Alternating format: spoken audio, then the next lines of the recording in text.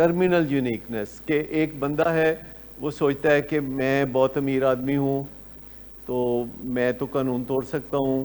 ایک بندہ سوچتا ہے میں بہت بااختیار ہوں, میں تو قانون توڑ سکتا ہوں, یا میری تو شہرت اتنی ہے, یا میری وجہ سے لوگ عیش کرتے ہیں, میری وجہ سے گھر والے سب کھاتے پیتے ہیں, اب اتنا تو میرا حق بنتا ہے نا کہ شام کو میں تھوڑا سا شراب اگر پیتا ہوں تو ان کو بولنا نہیں چاہیے. اور زیادہ تر لوگ نہیں بولتے. ہمارے بچپن میں ہم اپنے نانکے جایا کرتے تھے اور وہاں بھی یہ پینے پلانے کا بہت رواج تھا اور لمبی چوڑی ان کی ریزیڈنسز تھیں, لیکن شام 5 بجے کے بعد ایک طرف جانے کا دروازہ بند ہو جاتا تھا کہ اب ادھر نہیں جانا ہوں, بڑے باؤ جی پی رہے ہیں. بڑے ہوتے ہیں کو بڑے باؤ جی, اور ان کی بیویاں انتظام کر رہی ہوتی ہیں کہ ادھر نہیں جانا, شام تو بعد ادھر نہیں جانا.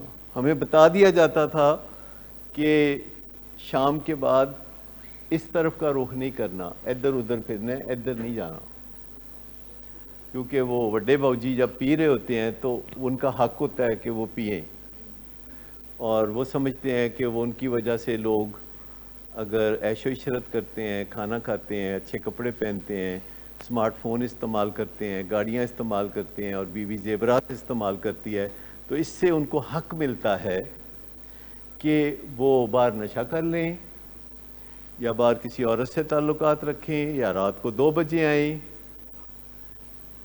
اور یہ ان کا حق بنتا ہے.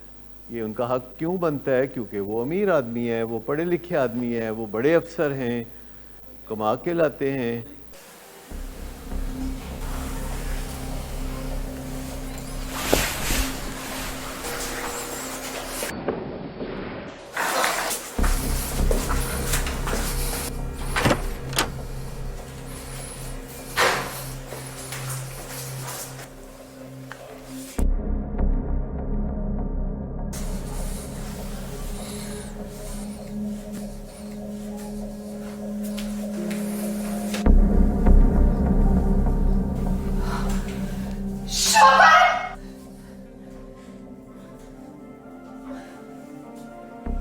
شراب نوشی کی وجہ کردار کی خرابی نہیں, موڈ کی خرابی ہے.